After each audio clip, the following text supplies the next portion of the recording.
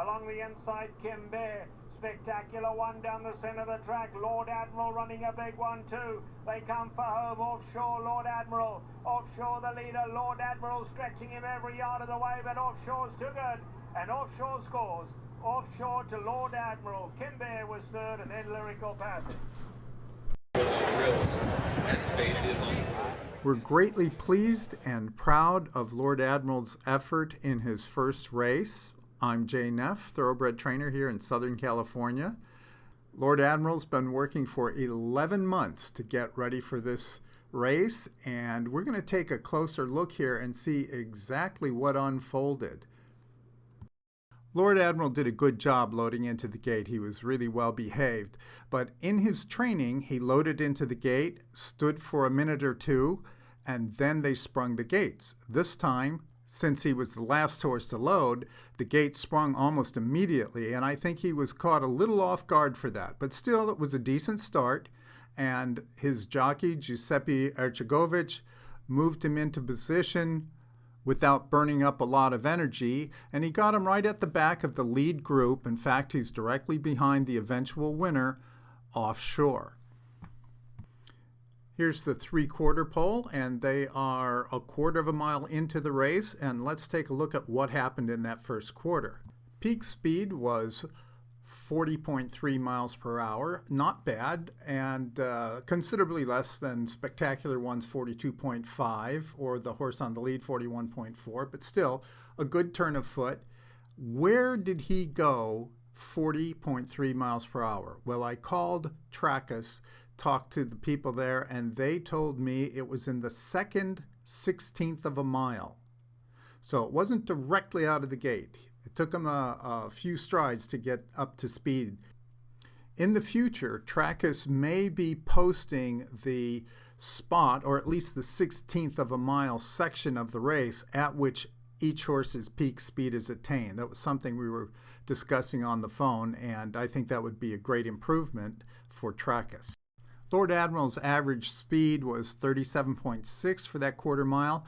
That is just a 1/10 of a mile per hour faster than the pace of a 12-second furlong. So it's a pretty good clip for a 1-mile race, and as we'll see, that was a good pace to try to maintain. Now, up the backstretch, Giuseppe told me after the race that we made a good move coming up the backstretch. Giuseppe felt he had the race won this early in the race. Watch Offshore and Lord Admiral close the gap on the horses ahead of them. These two horses actually are not going faster.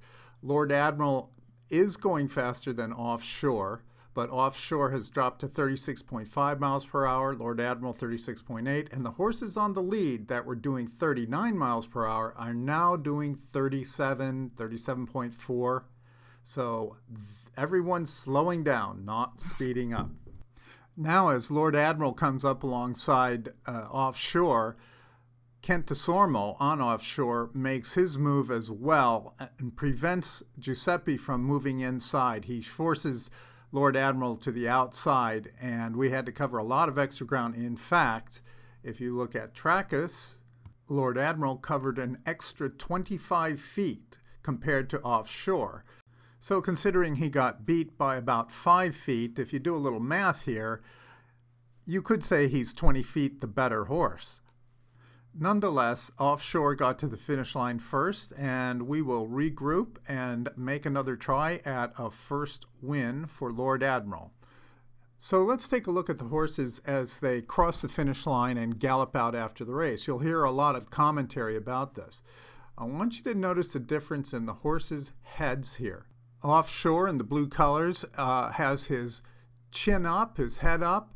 Lord Admiral has his chin tucked down. You'll see his neck arching as he works against the pressure that Giuseppe is putting on him to kind of ease him up here. So that's a good sign. That shows me that Lord Admiral has a good deal of energy left over.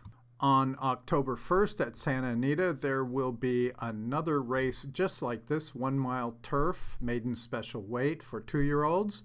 if we are lucky enough to draw in and not be excluded because there's too many horses that have entered, we will give this another try. So thank you for watching. Be sure and subscribe if you haven't, and wish us luck in the upcoming race October 1st.